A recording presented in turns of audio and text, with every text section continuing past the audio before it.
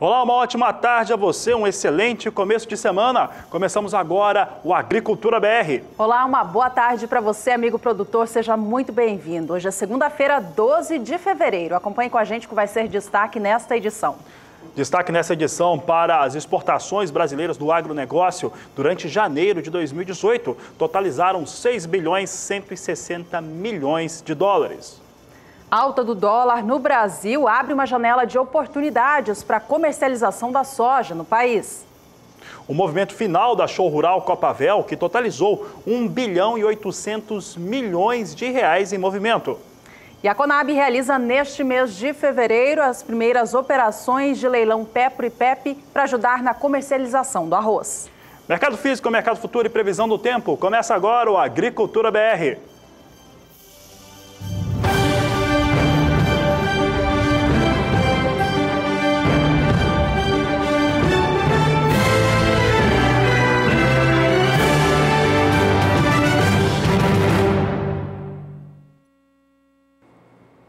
E com os dados da Secretaria de Comércio Exterior, o Ministério da Agricultura comentou os dados das exportações brasileiras do agronegócio em janeiro de 2018. De acordo com os dados, chegaram a 6 bilhões 160 milhões de dólares as exportações, o que trouxe aí uma situação de alta frente a janeiro de um ano antes, de 4,9%. Acompanhe os dados aqui no Agricultura BR, você tem aqui as exportações brasileiras do agronegócio, movimentação financeira alcançando 6 bilhões 160 milhões de dólares, como eu disse, 5,8% acima daquilo que aconteceu em janeiro de 2017, quando tinham sido exportados 5 bilhões 870 milhões de dólares, de acordo com os números da Secretaria de Comércio Exterior e do Ministério da Agricultura.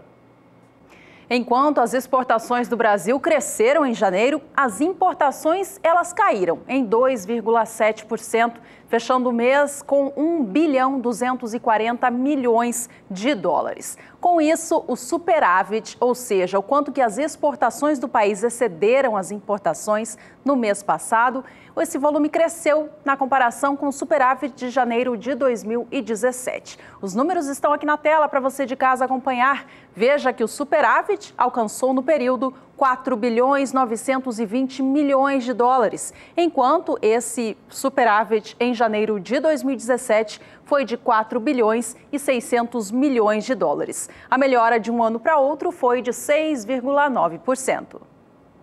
E claro que tivemos aí 5 produtos em especial que garantiram essa alta. De acordo com os dados da Secretaria de Comércio Exterior e do Ministério da Agricultura, o principal em janeiro de 2018 foi o complexo carnes.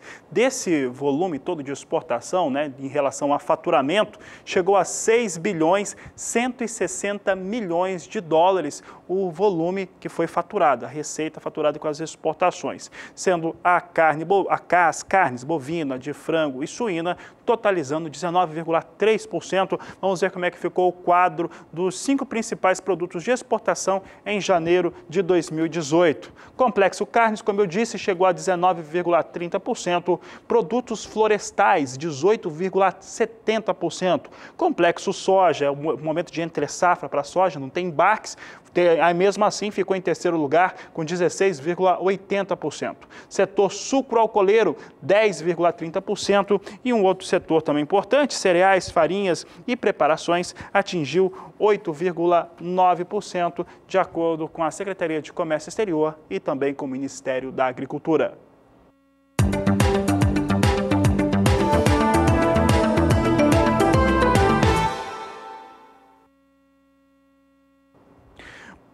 O produtor rural está no campo, está trabalhando, está fazendo a sua colheita e, de acordo com algumas consultorias privadas, a colheita média no Brasil já alcança 10%. É o que nós vamos ver agora, os últimos dados atualizados, que datam da última quinta-feira, quer dizer, até a última quinta-feira, dia 8 de fevereiro, era assim, de acordo com a AG Rural, 10% da área já havia sido colhida, de acordo com a AG Rural, até 8 de fevereiro de 2018. Ele é um volume volume, 9 pontos percentuais abaixo do que acontecia um ano antes, quando alcançava 19%, e também está abaixo, 2 pontos percentuais em relação à média dos últimos 5 anos, de acordo com a AG Rural, que vai mostrando atraso na colheita brasileira.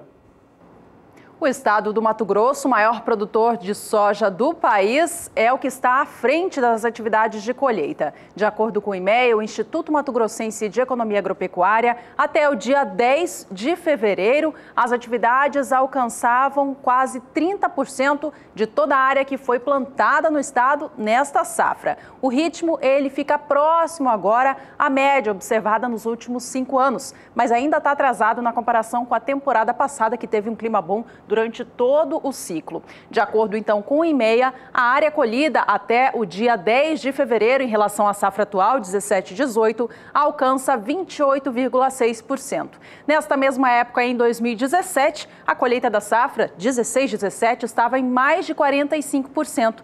Mas na média dos anos anteriores, considerando as últimas 5 safras, esta época do ano traz um ritmo de colheita em cerca de 32%. Portanto, safra 17/18 está próxima à média das safras anteriores. A região mais adiantada com as atividades de retirada da soja dos campos é a Médio Norte, que tem a maior área plantada com soja no país, enquanto a mais atrasada é a região Nordeste. Vamos aos números então do IMEA. A Médio Norte tem 42,9% da soja já fora dos campos, enquanto a região Nordeste do estado, que tem sofrido com mais chuvas nos últimos períodos, colheu até o momento apenas 4,4%. Vale lembrar que na semana passada o IMEA atualizou os dados em relação à safra atual de soja. O Instituto revisou a expectativa de produtividade média das lavouras. Com isso, aumentou a previsão da safra atual do país. A gente acompanha os números agora em relação a essa última expectativa. A colheita caminha e a produtividade média esperada vai se mostrando melhor. Agora, o IMEA projeta o rendimento médio estadual em 54,78 sacas por hectare, uma melhora de 1,2% em relação à estimativa apresentada em dezembro. A área plantada com oleaginosa não sofreu alteração, mas por conta então dessa melhora na expectativa de rendimento por hectare, a safra de soja do país agora é projetada em um volume maior. São mais de 30.980.000 toneladas esperadas para este ciclo. Um volume que melhora em cerca de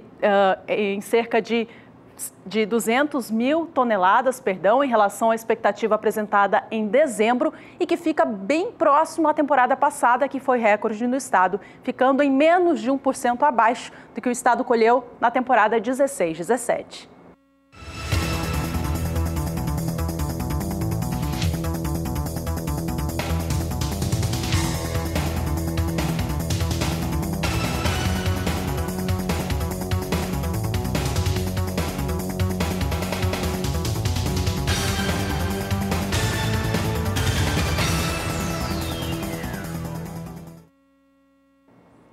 Seguimos falando a respeito do estado do Mato Grosso com os dados do Instituto Mato Grossense de Economia Agropecuária, o IMEA. E eu falo agora a respeito da comercialização antecipada da soja. Essa comercialização antecipada da soja teve até um avanço de 6,03 pontos percentuais frente ao que acontecia um mês antes. Entretanto, janeiro continua tendo um atraso considerável de quase 10 pontos percentuais frente àquilo que acontecia no mesmo período do último ano. Comercialização antecipada vai sendo prejudicada por conta dos preços não estarem dentro daquilo que o produtor espera. Veja só que o IMEA trouxe o número de 48,4% da soja comercializada de maneira antecipada até janeiro de 2018. Em janeiro de 2017, também considerando o mesmo período, eram 58,1%.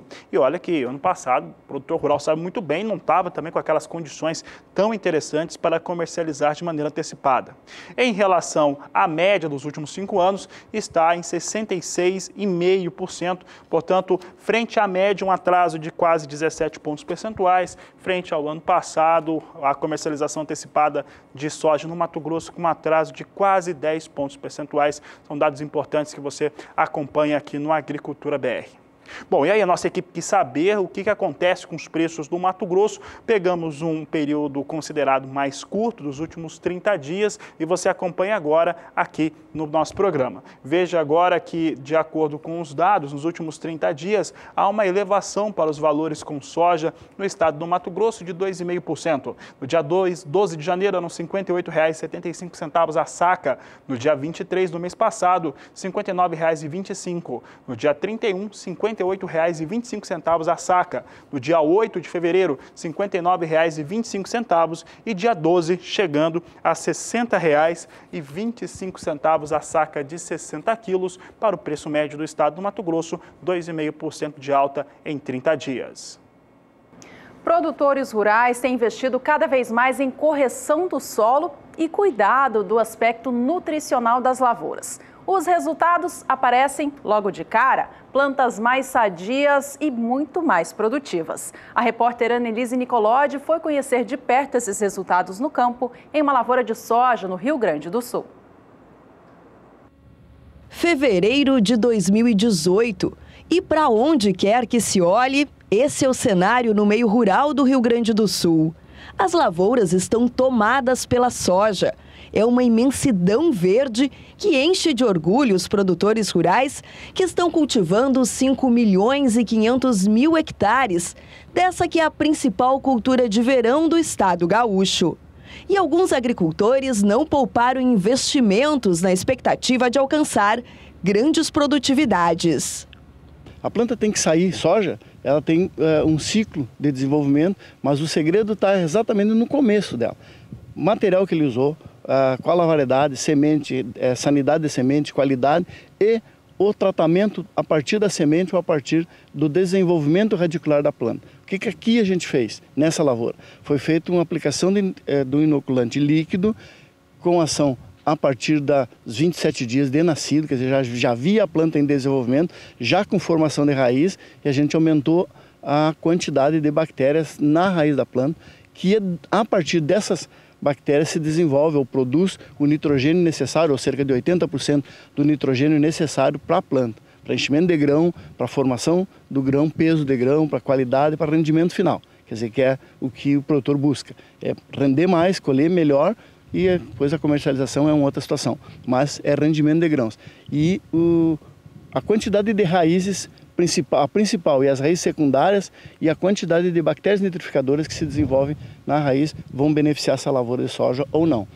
A partir dos 25, 27 dias em diante, vocês têm todo um procedimento que a gente veio fazendo aqui, foi feito nessa lavoura, com nutrição foliar. Quer dizer, nós usamos alguns produtos NPK líquido, mais micronutrientes, mais carbono orgânico, em formulações concentradas e aplicado junto com as aplicações de fungicida do produtor. Cada vez que ele entrou na lavoura, quatro aplicações que ele fez aqui nessa lavoura, com fungicida ele entrou sempre com uma nutrição foliar junto, ajudando a manter a planta sadia e bem nutrida. As plantas também precisam de nutrientes para se desenvolver bem, sadias e com alto potencial produtivo. Se não tiver uma boa nutrição, ela não vai conseguir expor a produtividade que é o material, que a variedade permite, porque ela não tem nutrição suficiente. Ela precisa ser nutrida durante todo o ciclo. Isso que a gente veio fazendo aqui, fez aqui por um custo do produtor que ele nem está considerando, porque o custo realmente foi bem baixo, não foi um custo alto para fazer tudo que fez aqui. Planta bem nutrida, a própria sanidade da lavoura, tu não localiza manchas de doenças fúngicas, tu não acha até pragas, quer dizer, dificilmente tu encontra, porque ela foi bem controlada e bem nutrida a planta. A planta é uma planta que tem capacidade de recuperação rápida em função da sua nutrição. Não é diferente de um ser humano, de uma pessoa. O interesse por esse meio de adubação foliar vem crescendo tanto no Brasil como em outras partes do mundo, onde a tecnologia agrícola vem avançando a cada safra. Mas para obter sucesso com essa técnica é preciso aplicar os nutrientes em épocas e dosagens adequadas, como explica o técnico Jorge Vargas. Nós começamos esse trabalho aqui no início dessa safra 2017, para 17 para 18, né? Para fazer aí 6, 8, no máximo 12 propriedades. Nós temos 46, quer dizer, já fizemos muito mais do que estava no primeiro planejamento, para fazer assim, para mostrar para o produtor o resultado. Isso aqui que a gente queria mostrar. Fazer, o produtor tem 300 hectares, 500 hectares, em nenhum momento ele disse assim, faça toda a área. Não. Faz uma área, esse produtor aqui planta 280 hectares e ele fez 50 hectares só. Tem mais de um produtor desses 46 que planta 300, 250, 180 e a gente fez 18, 20, 30, 50 hectares só, para mostrar o processo, para ele entender como é que funciona. Porque tem algumas coisas que tem momento de aplicação e tem sequência de colocar cada produto na calda de aplicação, no pulverizador. Então, não adianta tu pega tudo em bola, tudo num balde só e joga dentro do pulverizador, não vai funcionar mesmo. Tem horário para aplicar que não vai funcionar também. Algumas misturas de alguns produtos com alguns herbicidas, por exemplo, uma dessecação que eu vi produtores fazendo e que não funcionou, porque um inibe o outro. Tem que ter esses cuidados, tem que ter uma orientação. Um dos resultados mais visíveis do uso de nutrientes nas plantas está no porte dessa lavoura. A gente está aqui praticamente coberto pela soja. O outro está na raiz. E aí eu vou pedir para o Vargas mostrar para a gente qual é a diferença, Vargas, de uma planta, né, que recebeu esses nutrientes, que recebeu o inoculante, para uma que não recebeu. Bom, a prova mais visível que a gente tem mostrado para o produtor é exatamente o desenvolvimento de raízes, a qualidade das raízes, a quantidade de nódulos, de bactérias nitrificadoras que vão permitir ou vão produzir o nitrogênio necessário, ou pelo menos 80% da necessidade da planta de soja, tá, a partir da nutrificação das bactérias nas raízes. Então você tem uma raiz como essa aqui, que foi feita uma aplicação de enraizamento e de inoculante na raiz. A formação de raízes secundárias e de bactérias nessa raiz, se comparar com uma lavoura que é vizinha ao lado aqui, que não recebeu nada disso, quer dizer, simplesmente foi feito o plantio, o produtor fez a adubação de base normal dele e vem tendo os cuidados com sanidade, tratamentos fúngicos e controle de pragas, controle das pragas e doenças. Mais do que isso ele não fez. Então, o próprio vizinho disse aqui para essa lavoura o que foi feito aqui. Não, se tomou um cuidado, se fez um planejamento para um alto rendimento dessa lavoura. A gente tem tratado exatamente assim, quer dizer, uma lavoura de alto rendimento. Porque se eu tenho um custo, eu tenho que ter um rendimento que compense esse custo. E a diferença é exatamente a partir da base. A base é o chão, é a raiz. Eu tenho solo fértil, com qualidade, eu tenho uma boa adubação de base, mas os momentos de chuva e as chuvas que ocorreram em dezembro e janeiro, boa parte da nutrição colocada no solo já se foi e o produtor vem mantendo essa planta bem nutrida a partir da aplicação de fertilizantes foliares escolhidos, o que a planta precisa, que momento se aplica e entrando junto com as outras aplicações de fungicida e inseticida. Então ele não tem uma entrada adicional, um custo adicional na lavoura, ele faz o processo da lavoura dele só agregando mais qualidade na lavoura. Os produtores que investiram em nutrição foliar esperam colher até 12% mais que na última safra. O produtor trabalha com a ideia de superar de 10% a 12% do que ele colheu ano passado. O ano passado ele colheu 62 sacos de média. Eu disse para ele que em condições normais, que ainda tem mais um tempo pela frente, ainda precisa algumas chuvas, embora tenha chovido bem, toda a qualidade da lavoura, tudo, mas é uma lavoura tranquilamente para ele colher 4.200 quilos, ao redor de 70 sacos. Mas a gente vai colher isso aqui separado das outras áreas dele que não foi feito o processo. E aí fazer o custo que ele gastou nessa lavoura, quanto colheu, quanto sobra, e naquele não fez, quanto colheu e quanto vai sobrar.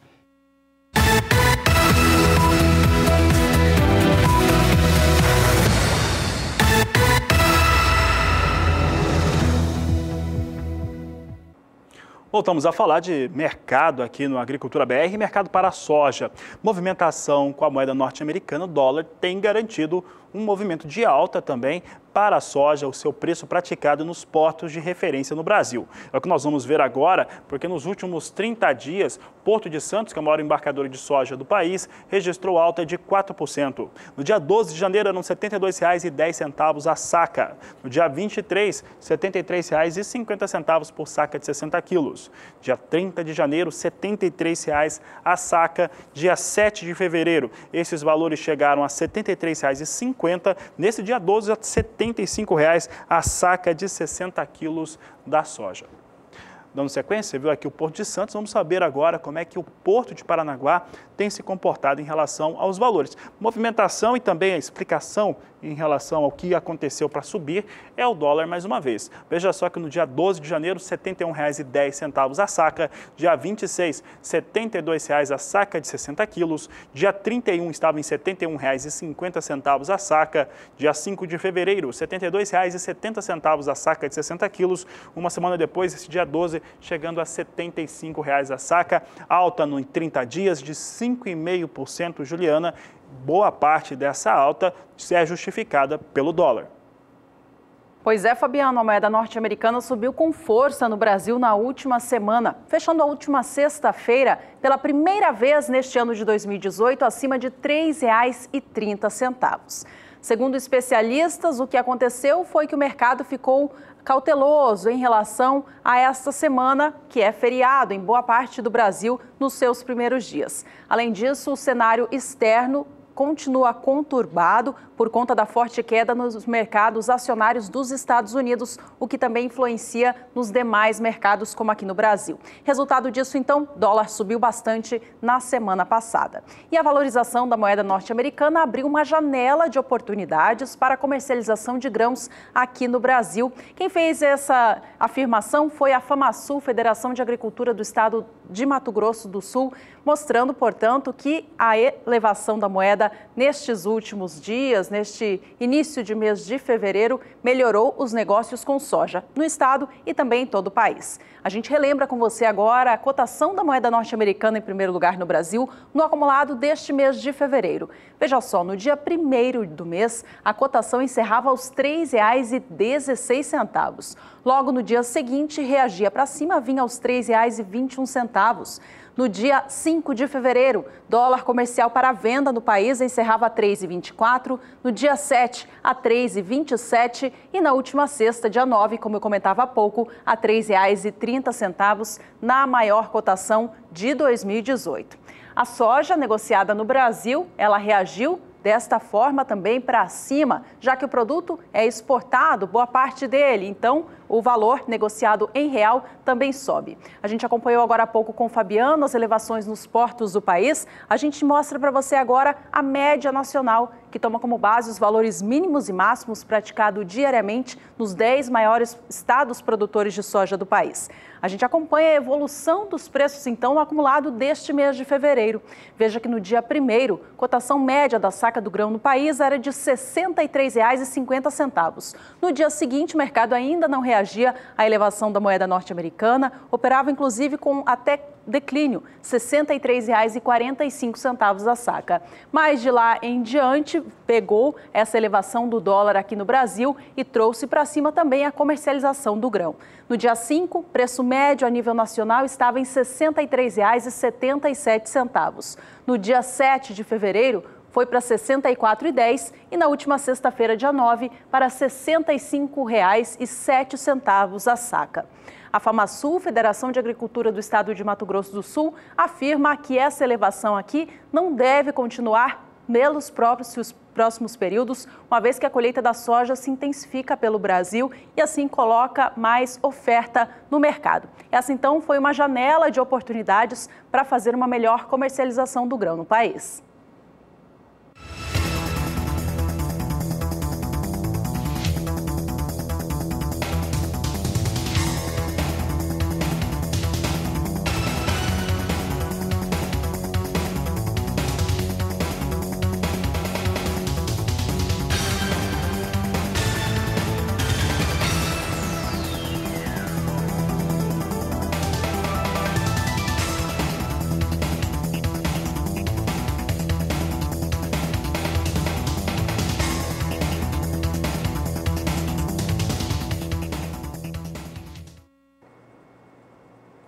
Agricultura BR fala agora um pouco a respeito da produção de soja na América do Sul. Eu lembro dos dados apresentados na última semana, quando o Departamento de Agricultura norte-americano reduziu a estimativa de produção de soja da Argentina de 56 milhões para 54 milhões de toneladas de soja. E também na Argentina, a Bolsa de Cereais de Buenos Aires reduziu para 50 milhões de toneladas. Então, a Argentina vai se vendo numa situação bem mais complicada em relação à sua produção na América do Sul e agora aguarda chuvas para ter um nível de umidade de solo mais adequado.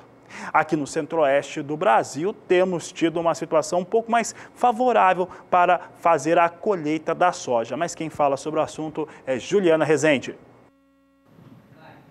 Olá, boa tarde a todos. A semana começa ainda com áreas de instabilidades atuando na região centro-oeste. O solo ainda segue com boas condições hídricas na maior parte da região, índices que passam de 90% nas áreas em rosa. Agora, nos próximos 5 dias, então, ainda tem previsão de chuva na região, só que as instabilidades vão começar a perder intensidade aos poucos. Então, dessa vez, tem chuva fraca e isolada. Grande parte do estado de Goiás, do centro, leste e sul do Mato Grosso. Agora, nas demais áreas, a chuva até consegue ganhar um pouco mais de intensidade e os acumulados ficam na casa dos 30 até 50 milímetros. No decorrer do segundo período, até o dia 22 de fevereiro, as instabilidades ainda atuam na região e dessa vez a chuva ganha mais intensidade. Então, acontece que ao longo da próxima semana as instabilidades ganham mais força na região, o volume de água vai ser mais expressivo nos 3 estados da região centro-oeste. Com isso, o solo segue bastante úmido, beneficiando grande parte das lavouras que estão em desenvolvimento. Daqui a pouco eu volto com mais informações do tempo. Obrigada, Juliana. Até já. A gente acompanha agora como que opera o mercado de Chicago nesta segunda-feira. Lembrando que aqui no Brasil não há movimentação nas bolsas de valores, nem no mercado de câmbio, mas tem lá fora. Então a gente acompanha como que a soja é negociada hoje lá nos Estados Unidos. Soja vem com elevação. Cotações de mais curto prazo, todas operando no azul nesta segunda. Soja negociada em Chicago para entrega em março, opera agora $9,96 por bushel, subindo já a 13 centes de dólar nesta segunda-feira. Posição de maio opera acima dos $10 por bushel já, a $10,07 mais 20, com alta de 13,6 centes de dólar. Posição de agosto também sobe da mesma forma, vem a $10,16 o bushel e agosto $10,18. Assim opera o mercado da soja, então, nesta segunda lá nos Estados Unidos. E olha, daqui a pouco no Agricultura BR você vai ter os números finais da Show Rural Copavel que aconteceu na última semana. E ainda nesta edição a gente fala sobre as operações de PEPRO e PEP que a Conab realiza neste mês de fevereiro para ajudar na comercialização do arroz no sul do país. Voltamos já! O governo federal atendeu a uma solicitação da Confederação Nacional da Agricultura de manter a alíquota zero na importação de alguns defensivos agrícolas que se encontram na lista de exceção à tarifa externa comum desde o ano de 2016. A decisão foi tomada na última quarta-feira, dia 7 de fevereiro, durante a primeira reunião do ano da Câmara de Comércio Exterior. A medida vale para 6 tipos de defensivos agrícolas, estes que a gente vê em tela. Havia uma solicitação feita por representantes da indústria brasileira de defensivos agrícolas para aumentar esta alíquota de 0% para 8%. Portanto, a gente viu que não foi tomada esta medida. Esses produtos são de extrema importância para a produção agrícola do país, são utilizados em diversas culturas como soja, milho, feijão, citros, hortaliças, algodão e outras culturas. Aproveitando para falar desse assunto, defensivos agrícolas, eu estou aqui com o João Pedro Cuti Dias, Juliana, ele que é o nosso consultor de agronegócios do SBA, está no seu carnaval, colocando o seu bloco na rua, João Pedro, e falar um pouco sobre defensivos agrícolas. Defensivo agrícola, né, um fator essencial para que tenhamos produção, para que tenhamos resultado. Bem aplicado, ele garante saúde, né, porque as pessoas vão se alimentar, e esse fator de segurança alimentar, João Pedro, boa tarde. Boa tarde. A grande questão é o seguinte, o Brasil é um país tropical. E nós conseguimos fazer o milagre de produzir, às vezes, 2 até 3 safras por ano. colhe-se a soja, planta-se milho, planta-se feijão, ou pastagem. Então você tem matéria-prima para todos os tipos de insetos, de fungos, de bactérias, nematóides, etc. Então, no hemisfério norte, por exemplo, nesse momento eles estão com um palmo de neve lá. Então você corta o ciclo de maior parte das pragas. Aqui no Brasil, ao contrário, você tem durante o período de inverno nosso, você tem chuva, tem calor, tem umidade, você tem condições de desenvolver. Então o Brasil precisa se preocupar muito com essa questão. Hoje,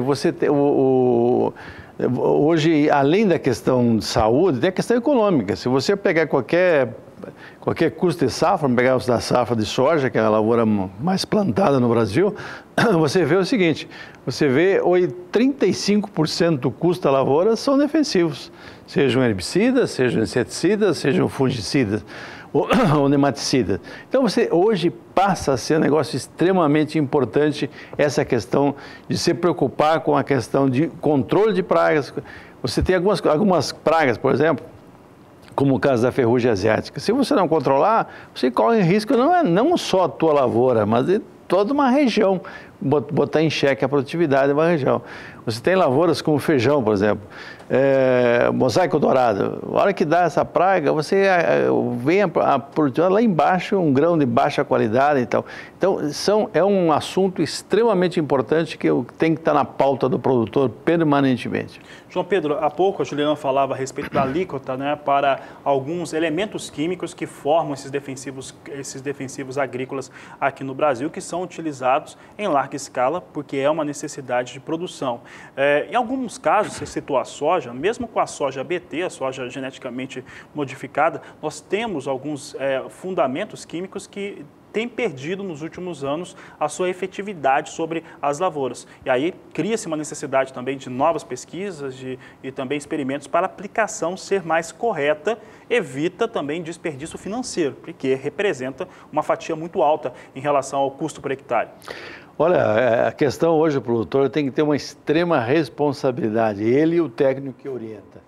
Você não pode usar subdosagem. Usando subdosagem, você cria condições para que se desenvolvam materiais resistentes àquele tipo de princípio. Cria resistência ao a própria questão dos transgênicos, por exemplo, a importância do teu refúgio, de áreas que você vai plantar plantas convencionais que não tenham o BT, por exemplo, para que haja cruzamento e que você consiga controlar, para evitar que haja uma seleção natural de plantas de pragas resistentes ao princípio da transgenia e do BT. Então você tem que haver isso. Você tem que ter no solo, isso é uma outra questão importante, você tem que se preocupar com a questão solo.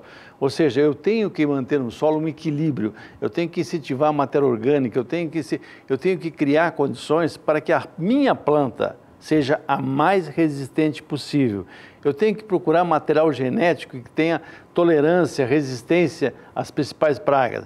Vamos voltar à questão da soja. Ferrugem asiática. Quando chegou a ferrugem no Brasil, parecia que ia acontecer o desastre. Só que o brasileiro conseguiu, a pesquisa, o agricultor, o sistema conseguiu fazer um acompanhamento, novos materiais, princípios ativos diferentes e que conseguiram controlar. Hoje a ferrugem é controlável. Porém, você tem poucos princípios ativos que são realmente eficientes contra a ferrugem asiática. O que precisa fazer? É desenvolver novos princípios ativos, novos modelos de produção e procurar resistência via genética. Você esteve participando do Show Rural agora, eu estive no Showtech em Maracaju, a Embrapa lançou uma soja convencional com tolerância à ferrugem. Ótimo, isso é um excelente caminho. Você ter uma planta que seja mais resistente que o material genético que estão hoje à disposição do produtor. Então, esse é o caminho.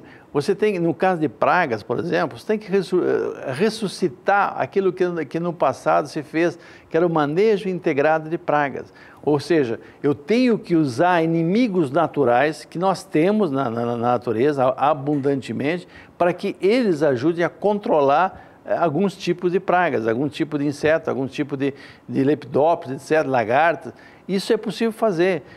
Você tinha uma tecnologia do baculovírus, por exemplo, que o pessoal coletava lagartas atacadas pelo baculovírus e conservava e depois aplicava na lavoura seguinte.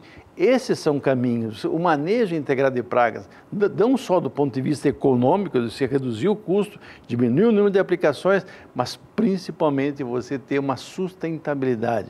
Usar a natureza a seu favor no caso de controle de pragas e doenças. Um fator que é mais do que um apoio, né? Isso traz um resultado muito melhor no campo. João Pedro, em relação às aplicações, você citou aí a subdosagem. A subdosagem é uma diluição da dosagem que é recomendada pelo técnico, pela fabricante e que acaba trazendo essa tolerância de algumas pragas frente ao elemento químico que está sendo aplicado. João Pedro, em relação à aplicação correta desses produtos, toda a instrumentação, ela tem ali a sua recomendação de bula, aquela situação que é importante. O produtor rural costuma, principalmente produtor de soja, de milho, das grandes áreas de produção, ele costuma seguir isso muito bem, não tenta dar superdosagem, o problema inclusive é outro, né? O que elimina o risco de você ter resultados de produtos de campo com algum tipo de resquício desses defensivos. Esse pensamento está correto? Tá, você não é só em termos de produtos vegetais, de produtos animais também. A hora que você usar um vermífugo para o gado, você tem que respeitar o período até esperar que haja o abate do animal. Se o fabricante fala que não pode aplicar antes de 28 dias do abate, tem que respeitar isso aqui, ou seja, tem que demorar mais que 28 dias para ser abatidos os animais por causa do resíduo na carne, resíduo nos miúdos, etc. No caso do leite, hoje em dia há uma preocupação. O que falta no Brasil, eu acho que é um trabalho mais intenso, especialmente no pequeno produtor, no pequeno e no médio produtor, de levar essas informações. Que é ali que normalmente nós temos problemas, que é o produto que vai à mesa, inclusive. E capacitar mais ele, porque às vezes o cara pega um produto extremamente tóxico, rótulo vermelho e tal, e vai aplicar com costal. Isso é um risco muito grande à saúde dele. Então você tem que haver isso aqui. E tem que haver um respeito, especialmente esses produtos que a gente come in natura, tipo hortaliças, frutos. Olha, o que eu posso aplicar e qual é o prazo que eu tenho que deixar entre a aplicação e o consumo. São detalhes importantes e eu acho que isso falta no Brasil. Tem que chegar essa informação a esses produtores, especialmente o pequeno e o médio. O grande hoje tem assistência técnica direta, equipamentos ultramodernos que ele regula. O controle de custo é muito mais acentuado. Não é? Então, e os resultados também, há uma preocupação dele, lavouras grandes, ele não pode correr o risco de uma lavoura de 5, 6 mil hectares deixar vir um foco de ferrugem na lavoura dele, ou um ataque de percevejo. Então, eles controlam isso rigorosamente. E você tem que usar a tecnologia a seu favor. O que falta, eu acho que mais também no Brasil, é você estudar maneiras que você possa transmitir, a planta ter o máximo da resistência possível. Hoje se fala muito em silício. Silício é um nutriente que ele fortalece a parede das células dos vegetais. Por que não estudar a fundo isso, de como você pode estimular, de como você pode colocar isso no processo de fertilização da sua terra, visando ter plantas mais resistentes. No arroz, por exemplo, brusona é uma doença fúngica que tira o sono do produtor de arroz. Há trabalhos mostrando que o silício tem um papel fundamental nesse processo. Então, o que o Brasil tem que fazer, já que nós somos um país que dependemos da agricultura, da agropecuária, não só para alimentar os 200 milhões de brasileiros, 206 milhões, mas alimentar 1 bilhão de pessoas lá fora, em outros países do mundo, nós temos que ter um cuidado de sobremaneira em cima disso, porque qualquer problema que houver de resíduo ou de alguma coisa, é uma barreira contra o Brasil. Hoje nós estamos vendo, no passado, eu lembro, em 2007, 2006, a China devolveu 2 navios de soja do Brasil sob o argumento que tinha semente tratada no meio disso aí. É um absurdo isso. Se aconteceu realmente, até hoje há uma certa dúvida a respeito disso aí, mas se aconteceu, é um desastre do ponto de vista do país. Então, hoje, no Brasil, tem que haver uma consciência. Só contornado também pela forte demanda que a China tem, não pode abrir mão de um fornecedor como o Brasil. E para nós também, brasileiros, nós temos que ter certeza, agora, se for comprar um alimento, que aquilo não está contaminado, que não tem resíduos, que não tem vai colocar em risco a saúde de qualquer pessoa. Então, essa é uma preocupação fundamental. E quando você vê hoje um ramo que está crescendo na agricultura orgânica, E isso não é só para pequeno produtor. Semana passada, um grande jornal nacional botou uma página inteira sobre uma empresa de São Paulo que produz açúcar orgânico. Não é em 1.000 hectares, é em 20, 30 mil hectares de cana de forma orgânica. Então, esses exemplos podem ser replicados em outras culturas, de tal maneira que você consiga reduzir e se tiver que usar, lógico, usar aqueles que são mais adequados, que causem menor impacto no meio ambiente. Que é principalmente, né, João Pedro, pelo menos quando eu acompanho o pequeno agricultor, é você utilizar o defensivo correto para a sua cultura. Exato, esse dado na hora certa, no momento certo. E a receita, não é comprar, isso acontece com o produtor de tomate, pimentão, você compra para tomate, aplica no pimentão também, não. Você tem uma contaminação muito forte. João Pedro, nosso pessoal aqui da produção está dizendo que a gente vai ter que já encerrar aqui a conversa, mas antes eu quero fazer uma pergunta ideológica para você, tá? O João já me olhou preocupado. João, relação de defensivo agrícola e agrotóxico, é pura semântica, ou isso depende da aplicação? Eu aplico corretamente a defensivo, eu aplico errado, vira um agrotóxico? Olha, um remédio mal usado, ele vira veneno. Para qualquer um, inclusive para qualquer um, a mesma coisa que o defensivo. Se você usar mal, não respeitar a período de carência, pode dar problema. Agora, entre agrotóxico e defensivo, é uma semântica. Quem é a favor, fala que é defensivo. Quem é contra, fala que é agrotóxico. É uma questão de semântica. Agora, que é importante? Que é indispensável? Ou se corre o risco de você não ter segurança alimentar. Então, você tem que avaliar a relação custo-benefício e trabalhar intensamente pesquisa, extensão rural, de tal maneira que você chegue ao produtor com todas as informações, para que na hora que tomar uma decisão de aplicar um fungicida, um inseticida, um nematicida, qualquer coisa, ele aplica usando as técnicas corretas, respeito ao prazo de carência, tudo isso aí é importante. Então, eu acho que nós vamos conviver por muitos anos com essa questão. Agora, é importante que se trabalhe. A transgenia, ela veio para ajudar isso também. Agora, ela sozinha não vai resolver, ela tem que se associar com vários, usar num ciclo de produção, num sistema de produção, usar a genética, maior resistência às plantas, manejo de solo, uso de fertilizantes naturais, uma série de coisas que tudo isso pode, somando, fazer com que haja uma cultura cada vez mais sã e com menores custos. Obrigado, João Pedro, pela sua presença aqui no Agricultura BR. Você é sempre bem-vindo. Obrigado, bom trabalho a vocês. Bom, daqui a pouco nós vamos voltar aqui no Agricultura BR, vamos falar sobre como que está o trabalho com o milho de primeira safra no estado do Mato Grosso e ainda hoje você vai ver a movimentação final da Show Rural Copavel. E agora você vai ver no Agricultura BR informações a respeito de como que está a semeadura do milho de segunda safra no estado do Mato Grosso e a colheita do milho de primeira safra em todo o Brasil.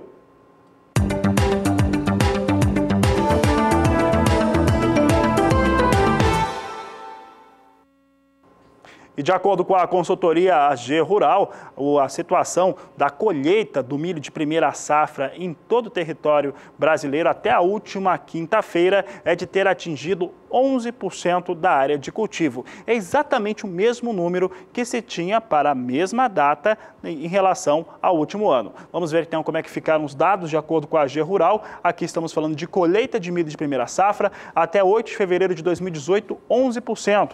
É exatamente o mesmo número que se tinha em 8 de fevereiro do ano passado e está praticamente igual à média dos últimos 5 anos, que é de 12%. Portanto, primeira safra de milho em relação à velocidade de colheita, ao ritmo de colheita, vem exatamente igual ao que acontecia nos últimos anos.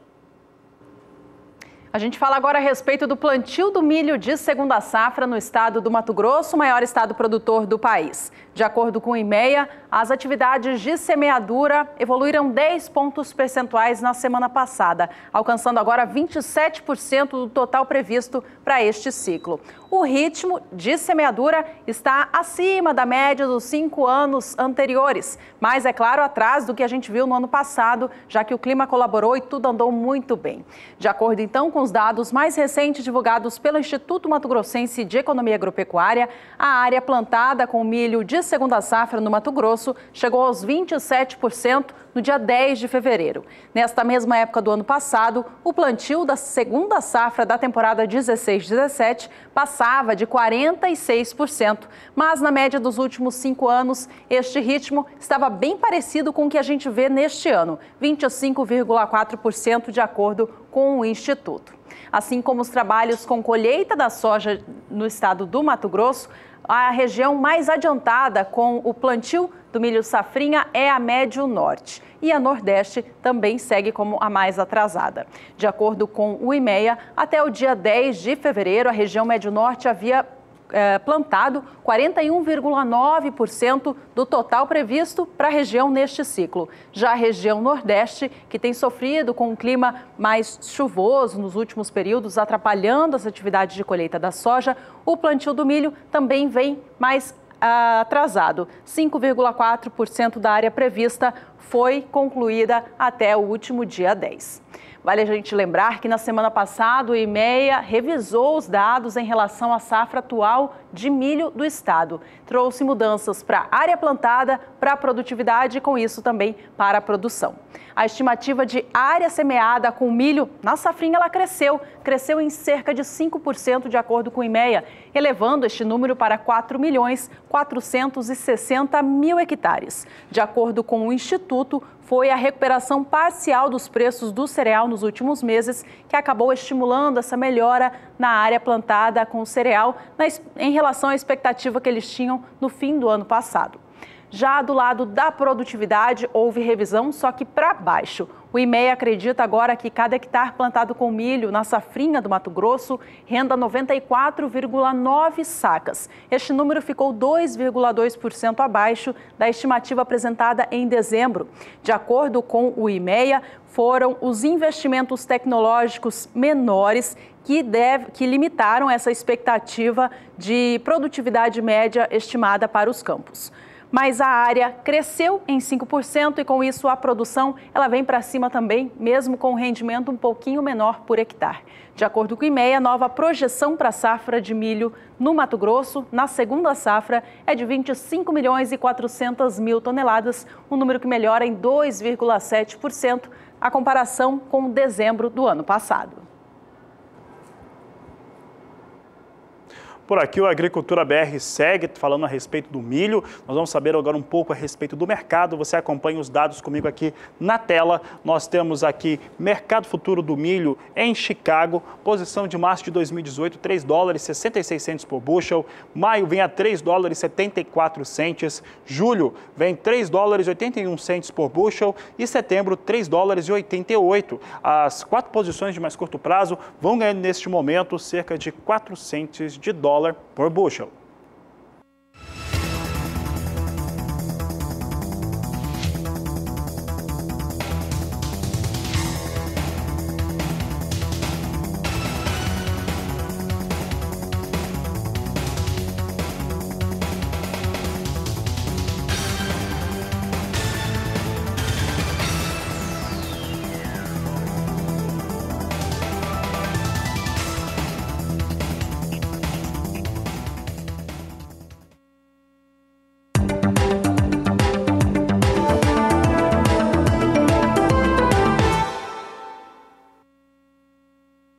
No sudeste do país, o solo segue com boas condições para o desenvolvimento da cana-de-açúcar. Vamos saber agora com a Juliana Rezende como que o clima fica daqui para frente para essa área produtora do país.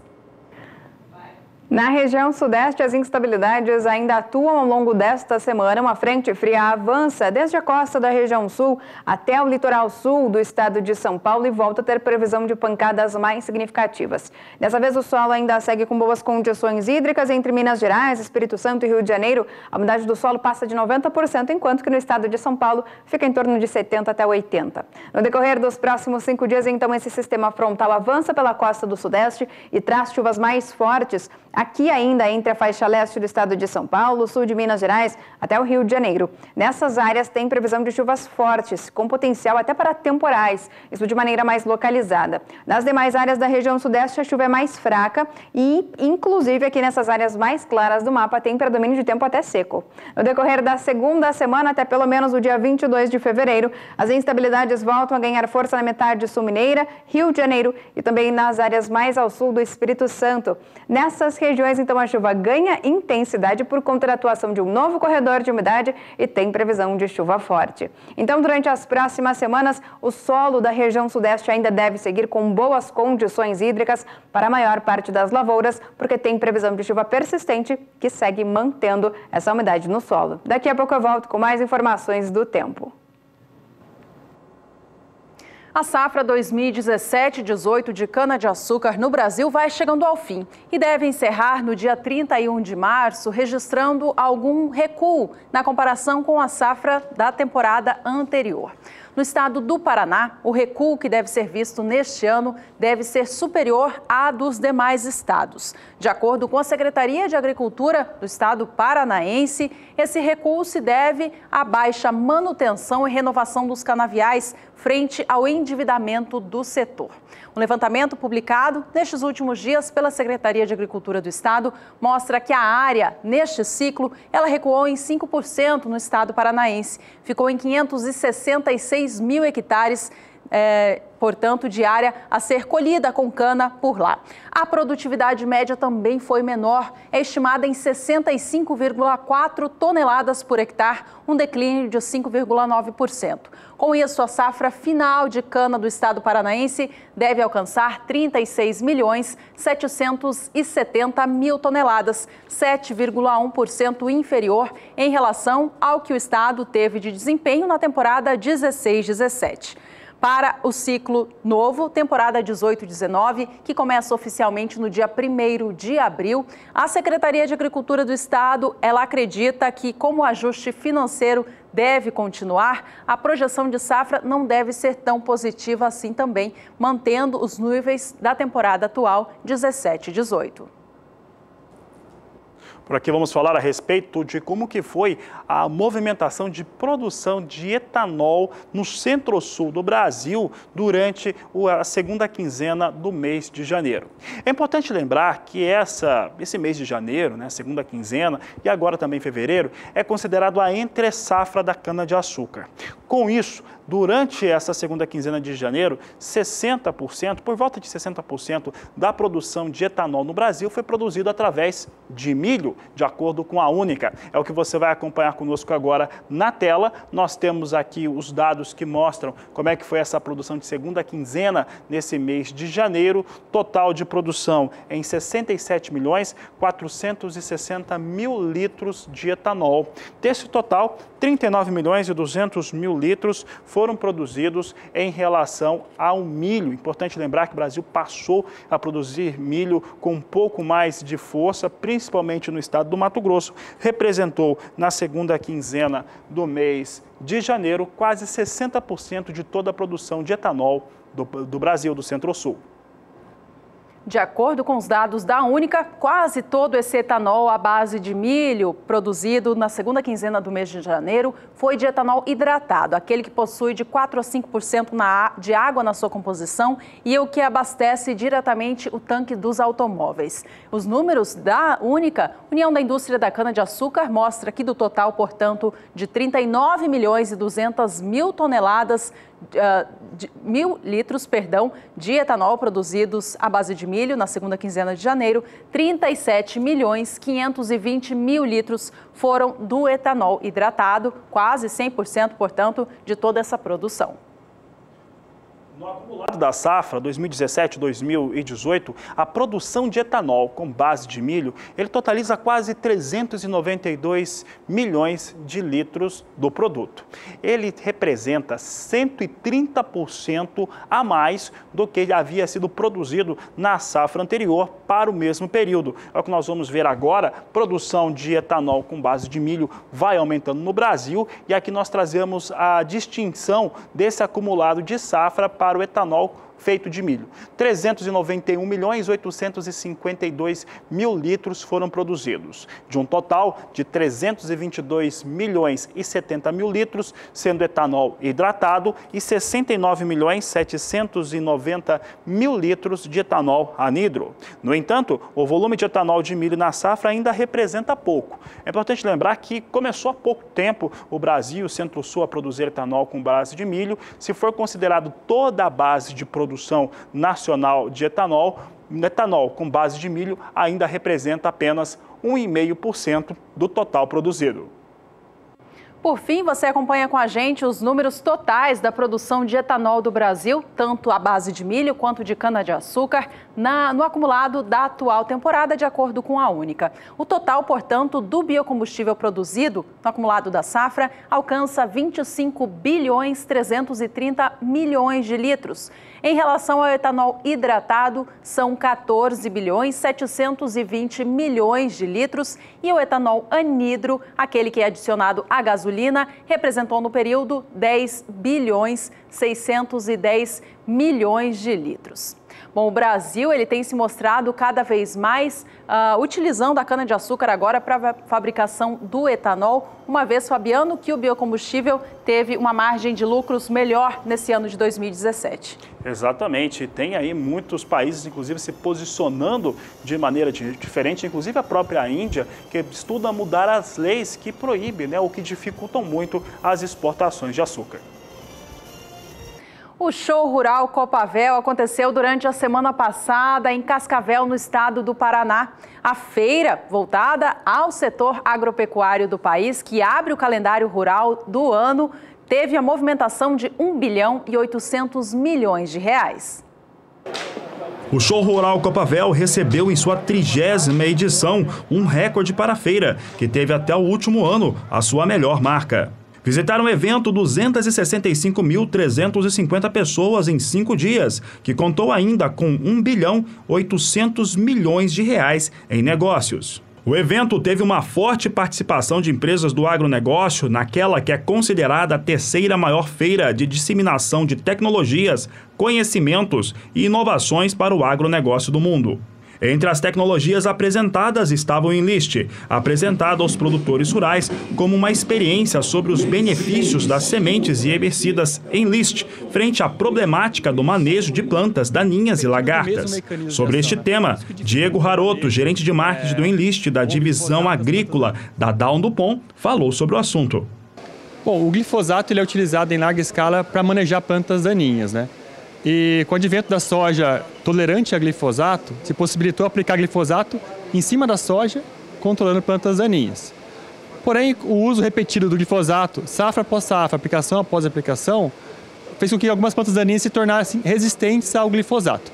E o Enlist vem para auxiliar com relação a isso. O 2,4-D hoje é utilizado antes do plantio da soja, em dessecação pré-plantio. Com a soja Enlist, há a possibilidade de se aplicar o 2,4-D em cima da lavoura da soja, controlar a planta daninha sem causar fito na cultura. Uma cultura tolerante ao 2,4-D. Então esse é o grande benefício da soja Enlist, né? A possibilidade de aplicar 2,4-D, glifosato e glufosinato numa soja, controlando plantas daninhas sem causar dano à cultura.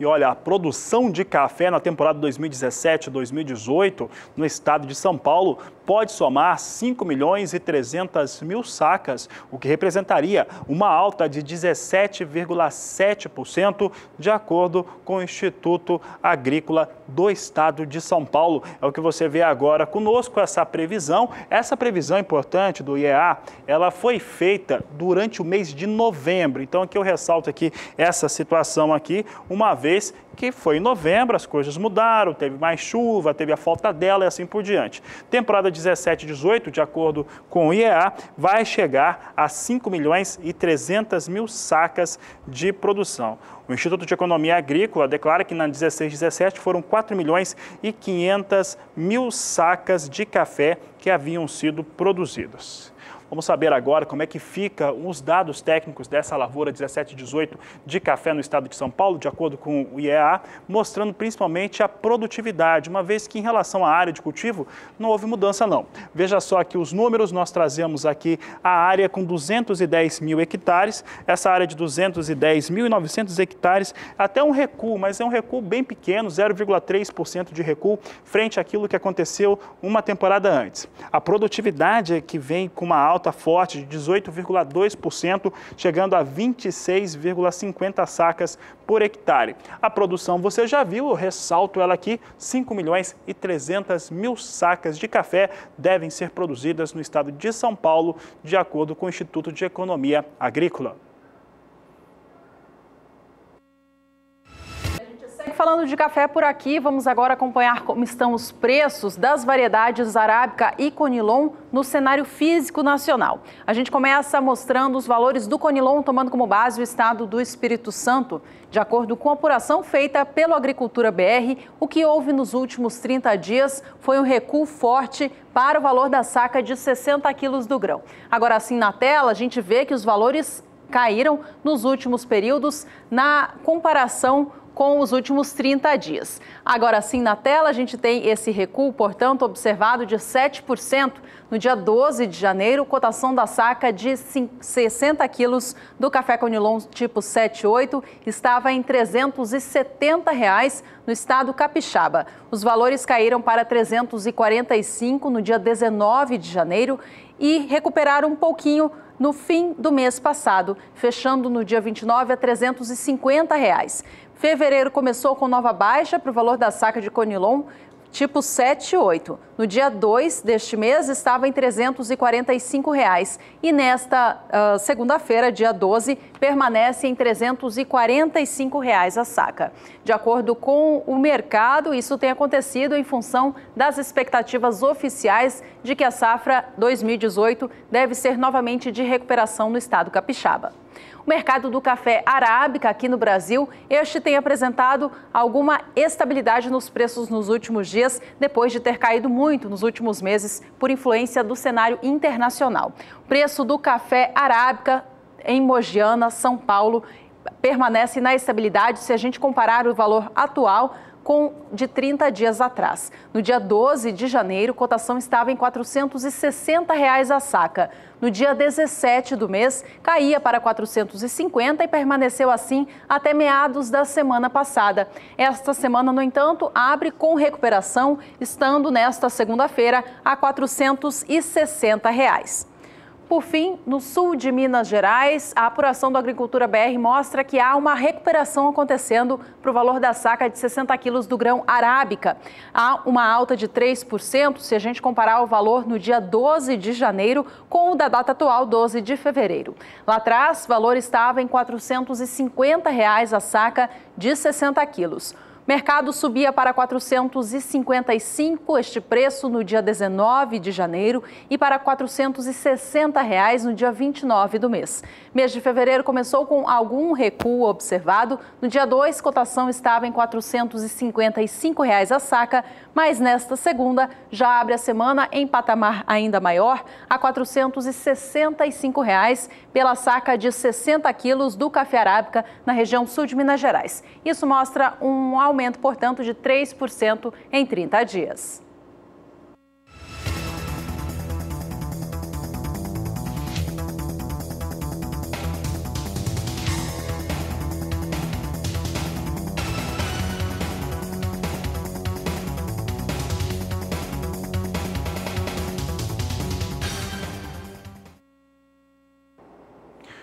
E o Agricultura BR agora traz para você como é que está a situação climática, a previsão do tempo nas regiões norte e nordeste do país. Quem fala sobre o assunto é Juliana Rezende.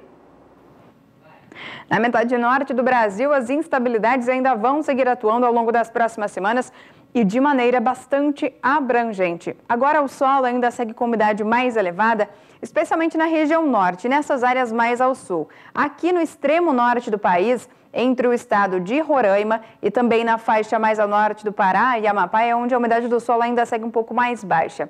Mas nas demais áreas da região nordestina, a umidade ainda segue um pouco mais elevada aqui na faixa oeste, enquanto que na faixa leste, condição de tempo mais seco vem mantendo também o solo mais seco.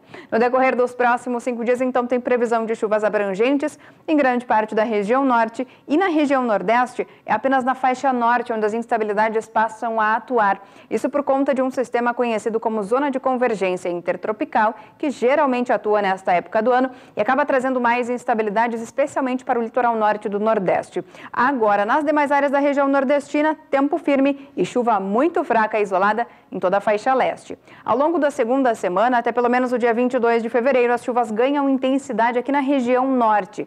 Isso por conta do calor e da umidade do ar mais elevada, que segue mantendo as instabilidades tropicais na região. No Nordeste, a chuva começa a perder um pouco mais de intensidade na faixa norte. Na faixa leste tem previsão de chuva mais fraca, enquanto que na faixa mais a oeste da região nordestina, as instabilidades conseguem ganhar um pouco mais de intensidade e as pancadas ficam mais fortes. Então, durante as próximas semanas, tem previsão de chuva abrangente, tanto na região norte como também na região nordeste. Só que a chuva da região norte deve ser mais volumosa e persistente, enquanto que na região nordeste, as instabilidades ainda ocorrem com certa irregularidade, o tempo mais seco até predomina por alguns momentos. Hoje encerro por aqui a minha participação. Até mais!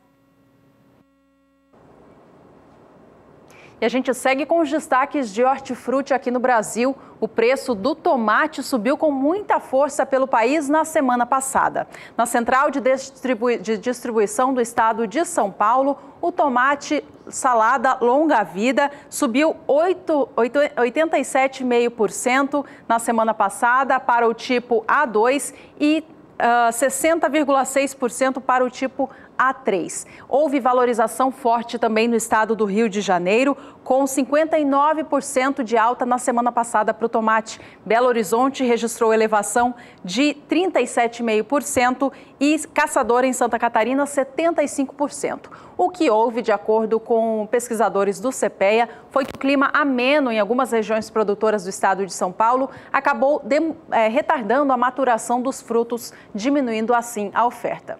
Por fim, mais um destaque para o setor de hortifruti, agora sobre mamão. Tem havido muito descarte de mamão formosa nas regiões produtoras do norte do Espírito Santo e também do sul da Bahia. De acordo com o CPEA, é o alto volume das roças que tem causado essa atitude por parte dos agricultores. Além disso, a proximidade com o carnaval restringiu a comercialização e também favoreceu as sobras nestas regiões. Na região capixaba, a variedade foi comercializada por apenas 28 centavos o quilo. Colaboradores do Hortifruti CPEA ainda relataram que problemas na aparência da fruta também limitaram as vendas. Com as recentes chuvas nas regiões produtoras, houve a aparição de doenças fúngicas nos mamões. Como o escoamento pode continuar afetado pelo carnaval nesta semana, melhores resultados são esperados apenas na segunda quinzena do mês.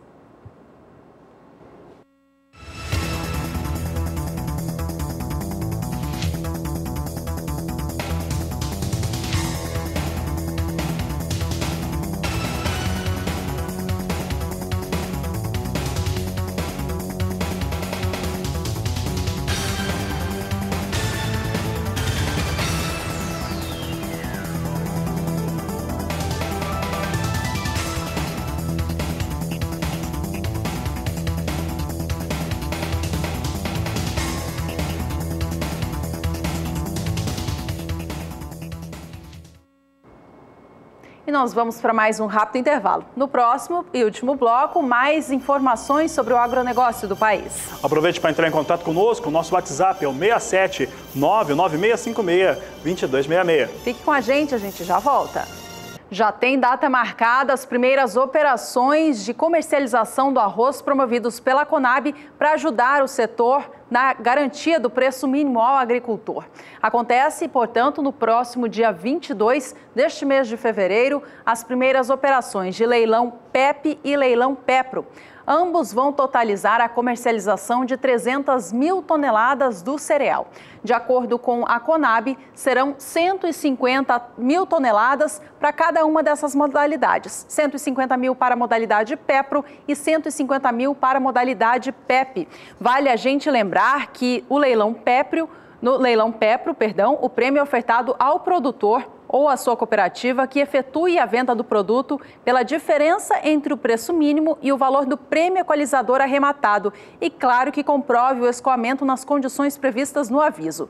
Já o leilão da modalidade PEP é aquele que paga o prêmio às indústrias de beneficiamento e aos comerciantes de cereais que comprovem a compra do produto pelo preço mínimo e façam o escoamento para os destinos permitidos. Nas colunas em amarelo, a gente tem a divisão deste volume de arroz que será ofertado no próximo dia 22 de fevereiro. Boa parte vai ser destinada às operações no estado do Rio Grande do Sul, 270 mil toneladas. E os 30 mil restantes serão para os leilões no estado de Santa Catarina.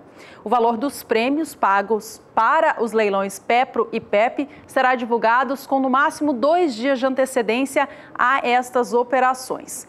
Os destinos que não são contemplados nesses editais, ou seja, a compra do escoamento desse produto não pode chegar até as regiões Sul, Sudeste e Centro-Oeste, além dos estados do Maranhão, Piauí, Tocantins, Rondônia e Pará. Os leilões para apoio à comercialização do cereal no estado do Rio Grande do Sul foram autorizados no fim do ano passado e prevêem ajudar o setor com 100 milhões de reais para fazer a venda destes produtos e assim garantir o preço mínimo pago ao produtor rural. A gente acompanha agora como que vem sendo negociado o arroz em casca, então, no estado do Rio Grande do Sul. A gente vai ver que os valores vêm bem abaixo do preço mínimo estipulado e bem abaixo também do custo que o produtor tem. O valor da saca de 50 quilos do grão tem sido negociado ultimamente na casa dos R$ 35. Na última sexta-feira, dia 9 de fevereiro, houve mais uma baixa no estado do Rio Grande do Sul. O valor da saca caiu para R$ 35,53. Este mês de fevereiro, portanto, tem sido marcado por cotações abaixo do preço mínimo estabelecido, que é acima de R$ 36 a saca e bem abaixo do custo de produção, que conforme o setor está em cerca de R$ 40 por cada saca de 50 quilos. A gente acompanha agora como estão as cotações do arroz, mas do grão beneficiado, saca de 30 quilos para o estado gaúcho.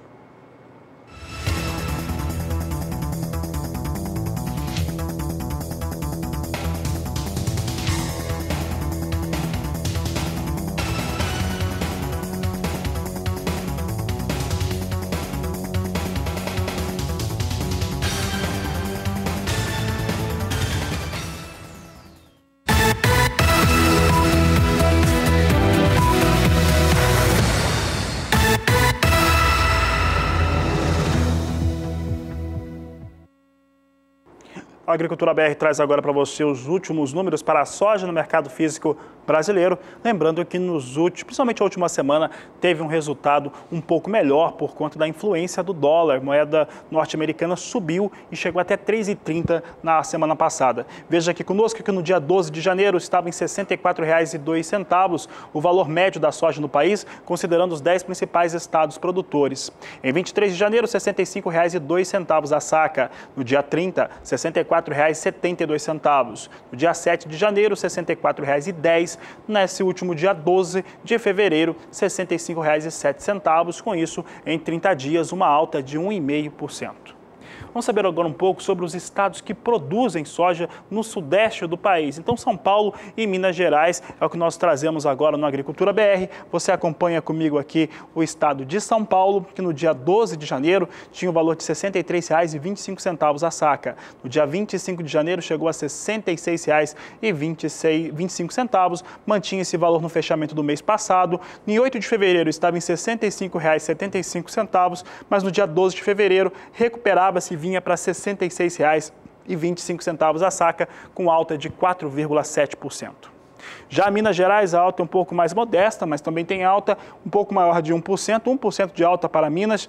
Dia 12 de janeiro, R$ 64,50 a saca. No dia 24 do mês passado, R$ 64,75. Fechou o mês a R$ 64,50 a saca. Em 5 de fevereiro, caiu para R$ 63,75 e no dia 12 de fevereiro, R$ 65,25 a saca de 60 quilos. A alta nos últimos 30 dias em Minas Gerais, como eu havia dito, de 1% para a saca da soja, de acordo aqui com as apurações da equipe do Agricultura BR. Bom, e a gente tem visto o preço da saca da soja ganhar um pouquinho nestes últimos dias, né, Fabiano? Tem a ver com a alta do dólar aqui no Brasil e também com a elevação da soja na Bolsa de Chicago. Nesta segunda-feira, inclusive, soja vem operando com alta. A gente acompanha agora na tela aqui com o pessoal de casa. Soja para a posição de março já vem acima dos $10 por bushel a $10 1 cent, elevando hoje a cotação em 18 centes de dólar por bushel.